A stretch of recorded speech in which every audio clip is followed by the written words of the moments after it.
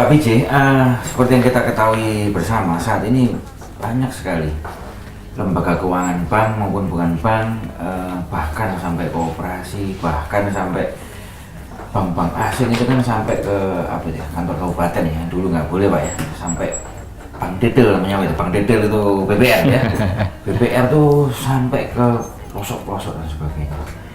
Jadi kita lihat 15 tahun terakhir sejak Pak Harto jatuh, Orde Baru jatuh itu merata luas sekali kesempatan untuk mendapat modal. Tapi pertanyaannya kok ya, pengusahanya yang muncul, yang wirausahawannya kok itu aja Pak ya. Nah, ini kita kembali tadi kita kaitkan dengan topik kita tadi, entrepreneur merdeka tadi, gimana nih antara modal? Ya, tentu saja ketika banyak lembaga-lembaga keuangan yang menyediakan modal bagi masyarakat kecil ya, bagi para pelaku usaha kecil, itu suatu yang mengembirakan ya, mengembirakan. Tetapi tetap sebetulnya para pelaku bisnis UKM tadi itu harus tahu ya, kapan harus menggunakan jasa pendanaan dari bank dan kapan dia itu sebenarnya harus melakukan negosiasi dengan calon pembeli ataupun calon suppliernya. Karena begitu itu dilakukan, mungkin bank itu menjadi tidak funding dari bank itu menjadi semakin kecil. Nah, justru sebetulnya itulah ya, ketika funding dari bank itu bisa kita minimalkan, tetapi pertumbuhan ekonomi tentu harus tetap berjalan, harus didorong melalui mekanisme transaksional tadi ya. Itu akan sangat lebih aman, karena ketika seorang UKM katakanlah dia mendapat pinjaman dalam porsi yang terlalu besar, maka itu sebenarnya tidak sehat ya, karena risiko dia terlalu tinggi. Nah, dalam kasus seperti ini, franchising bisa menjadi sebuah solusi ya, karena misalnya ada seorang yang mempunyai produksi makanan ya, pola franchising ini bisa digunakan untuk membuka outletnya, sehingga dia katakanlah untuk membuat produksinya itu banyak ya, dia cukup dengan menambah jumlah outlet-outletnya, sehingga dengan outlet-outlet yang semakin banyak tadi ya, dia produksinya bisa semakin besar. Modal yang digunakan untuk berproduksi semakin besar tadi itu dikontribusikan oleh setiap pemilik outlet yang masuk di dalam jaringan franchise-nya. Jadi ini seperti tadi saya menyebut sebagai suatu gerilya kapital, gerilya investasi tadi ya. Jadi tetap franchising bisa memberikan satu alternatif bagaimana funding ya, membiayai ya pengembangan sebuah bisnis. Contohnya ada nggak Pak Biji yang di skala kita nasional Indonesia yang tadi seperti Pak Biji terangkan? Saya rasa dalam 10 tahun terakhir franchise di Indonesia ya, itu setidaknya ada beberapa contoh ya, sebuah jaringan apotek ya yang 8 tahun atau 9 tahun yang lalu mungkin belum ada, tetapi mendadak hari ini ya kita melihat adalah jaringan itu menjadi jaringan apotek terbesar kedua di Indonesia. Lah lawannya siapa? Lawannya adalah Kimia Farma. Lawannya Kimia Farma. Yang dikalahkan berapa kalau dia itu dalam 8 tahun dia sudah menyalip banyak sekali. Nah, di sini bukti bahwa pola franchising itu bisa mempercepat tadi ya.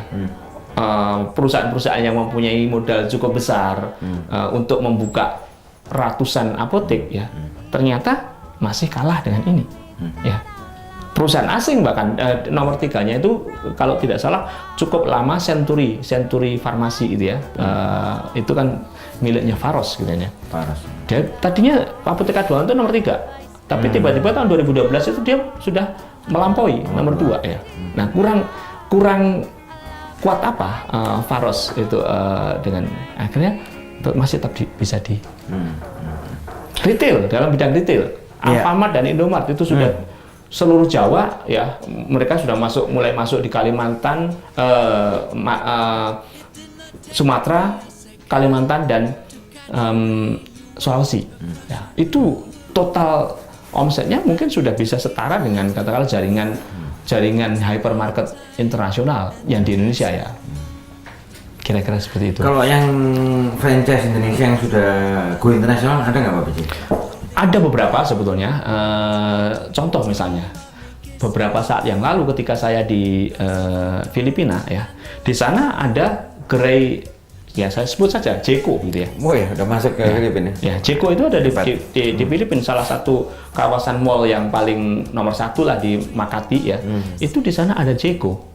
Dan itu ketika saya tanya ternyata itu memang franchise. Ya, franchise. Nah, dari Indonesia sudah ada. Di Indonesia sendiri ya, Jeko itu sudah mengalahkan Dunkin. Bukan Dunkin, Krispy Kreme lah gitu ya. Krispy Kreme itu sudah image-nya sudah lebih bagus Jeko di Indonesia. Ya, saya kira ini penting sekali karena kita ini di Indonesia itu punya banyak sumber daya alam yang besar, tenaga kerja juga banyak dan pasar juga banyak Pak PJ. Jadi saya rasa ini sudah saatnya untuk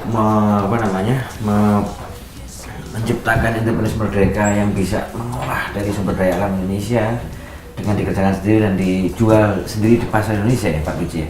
Jangan sampai nanti tadi yang franchise yang udah mau bangkrut di negaranya masing-masing pada kesini berkeliaran untuk merebut kue-kue kita. Saya kira begitu Pak Biji. Ya, jadi dalam waktu 2-3 tahun terakhir ini itu franchisor dari luar negeri itu banyak yang melakukan ekspansi ke Indonesia atau upaya-upaya masuk ya. Contoh di tahun 2011 itu ada sekelompok brand dari Amerika itu membuat pameran sendiri di Indonesia di Jakarta. Oh ya, buat pameran sendiri Pak? Membuat pameran franchise sendiri. Ada 16 atau berapa ya. Nah, tentu Indonesia dengan katakanlah tingkat konsumen kelas yang masih tumbuh tadi itu sangat menarik bagi siapapun bisnis apapun di seluruh dunia ini. Mereka berlomba-lomba ke sini.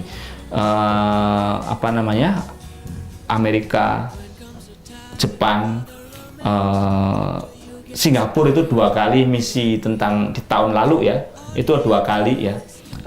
Kemudian Thailand itu awal tahun kemarin itu juga datang ke Indonesia. Nah, jadi saya rasa dengan adanya tsunami ya franchise brand dari luar negeri ya, itu sebuah warning bagi kita para entrepreneurs di Indonesia untuk memperkuat ya bisnisnya di sini supaya nanti bisa tetap menikmati manfaat ekonomi dari kekayaan alam kita. Baik, saya kira menarik sekali ini dan pemirsa sekalian, tadi Pak Bija juga berkali-kali mengulang sudah saatnya para entrepreneurs Indonesia untuk lebih mandiri ya, lebih agresif mengerjakan pasar yang di sini. Dan waktu juga yang harus memisahkan kita, pemirsa sekalian, dengan Pak Biji, dan kita akan berjumpa di episode selanjutnya. Semoga semuanya ini bisa bermanfaat bagi kita semua dan kita pun bisa juga strive for excellence dan merdeka. Do you dream of making you? Do you dream of making